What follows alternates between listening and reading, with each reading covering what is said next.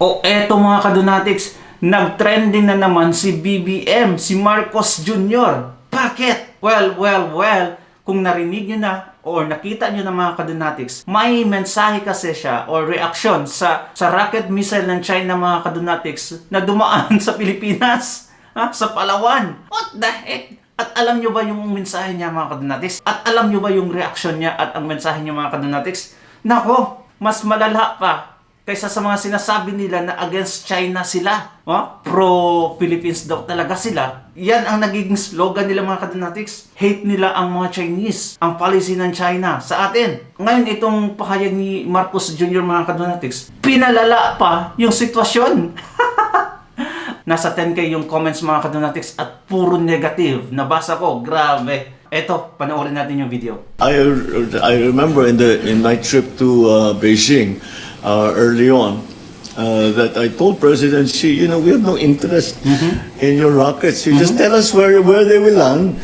We will collect it and give it to you. And that's what that continues to be my offer. Minsan mga kadonatics, hindi natin maintindihan kung ano ang pinagsasabi ni BBM. Like, it doesn't make sense at all. It's a rocket missile mga kadonatics. Minsan nga, kahit nga mga kadonatics hindi pumasok sa kanilang EEZ, Exclusive Economic Zone, nag-warn yung Japan mga kadonatics sa North Korea about sa ganyang mga activities sa laot. Pero itong si Marcos Jr., ang butihin nating presidente, nako, ginawa pang friends. Ay, nako, ewan ko talaga. Akala ko ba maka-Pilipinas kayo at na anti-China? Pero sa mensahe niya dito mga kadonatics, I don't think so. It's totally different. To China, hindi nyo kailangan agawin sa amin yan. Anong gagawin namin dyan? So, sabihan nyo kami kung saan dadaan yung rocket. Pag may babagsak, kukunin namin sa dagat. Tapos idadali namin sa inyo. Wala namang problema. Pero, the good side to all of this, wala. Nagkalat na nga sa iyong pesto, sa bahay mo, ikaw pa ang naglinis. Ay, nako naman. Ang galing mo naman talaga, BBM, no? Ano namang casualty? Wala namang tinamaan, hindi naman nagka-problema. Oh, ang higop sa las. Pero grabe, walang casualty. Saka ka pa magre-react pag may natamaan na? May casualty? Anong klase yan? So kung wala pa, okay lang, dadaan dyan sa atin sa Pilipinas. Anong klaseng pag-iisip yan? Hindi ko maintindihan mga kadonatics. At yung huli talaga, nag-trending din yung mga kadonatics. Yung paghigop. Eto, magbasa tayo ng comment kasi nakakabaliw yung comment mga kadonatics. Grabe yung hatred dito sa comment section. TI.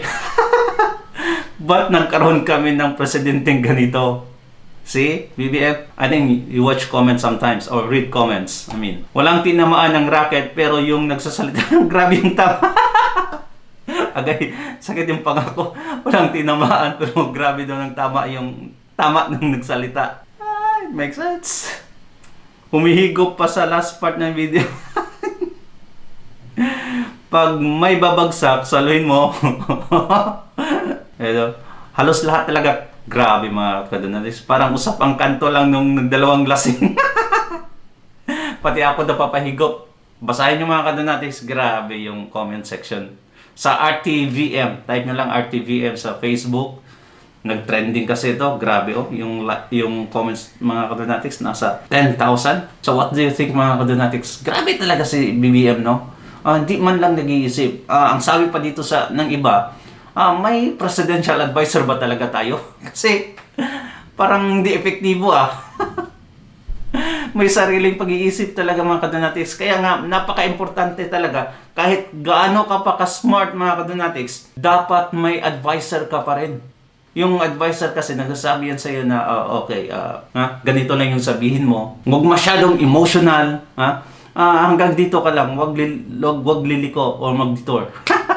Kahit na lang may iisip mga kadonatics, like, ay nako, we have lots of problems sa Pilipinas mga kadonatics. At pati yung mga sinasabi ni BBM, dinagdag pa sa atin. Ay nako naman, ito si PBBM. Oy, ito, may another statement na naman siya mga kadonatics bilang isang doktor. Sabi ng iba, sometimes itong si BBM, firefighter, engineer, minsan isang doktor. At ito yung pagiging doktor niyo, nag-trending din. Yun, ang saan nang gagaling, bakit tumataas ang ating problema sa kidney, chronic kidney disease. Ito, ang pinagagalingan nito ay diabetes. Dahil nangyari sa katagalan ng panahon ay ang Pilipino naging masyadong kasi sweet tayo. Ano kinalaman doon? Para seryoso nagsalita si Marcos Jr. Dito. Ay, kaya pala mga kadonatics, too sweet pala tayo. Too sweet. Kaya nagka-diabetes tayo at saka may kidney failure. Masyado naman tayo mahilig sa matamis. Kaya kailangan din natin gumawa ng programa, turuan ng ating mga kabataan. Huwag lang matatamis ang kinakain. Huwag lang naghahanap, lalong-lalo na yung refined sugar. Mabuti lang kung yung tamis makuha sa prutas, makuha sa gulay, okay yun. Kasi ibang klaseng asukal yun. That's fructose, that's not glucose. So it's easier to metabolize. So, yun ang kailangan natin ituro sa ating mga kabataan. Imbis na uminom ng mga soft drink, ay uminom sila ng fruit juice. Matamis din naman eh.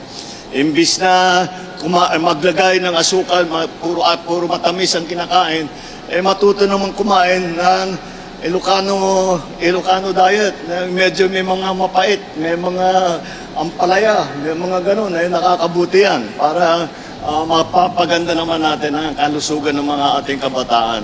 But that is a long-term plan that we will have to institute. Kailangan natin ang tulong ng mga magulang, ng mga teacher, pati na mga sa industriya. Nasabihin naman natin, yung mga naghahanda ng mga fast food, bawasan naman nila yung paglagay ng asukal para naman yung mga kabataan natin ay hindi mapunta sa ganitong kondisyon. Nakakatawa talaga itong si BBM mga kadonatics. Siya na rin ang nagrepresenta sa Department of Health. Ay nako. Marcos Jr., sa pagiging leader yan.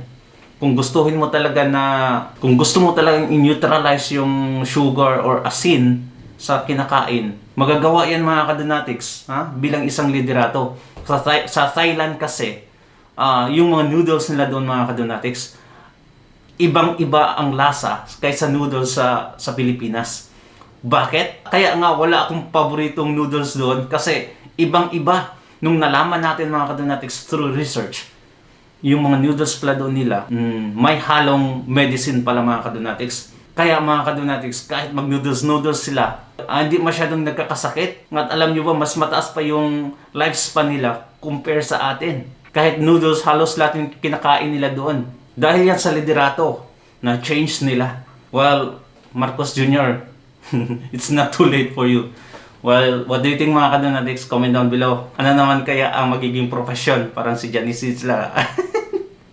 Ni Marcos Jr. Comment down below. Thank you so much mga kadonatics and God bless you. Ingat palagi. Don't forget to subscribe and like our videos. Bye-bye.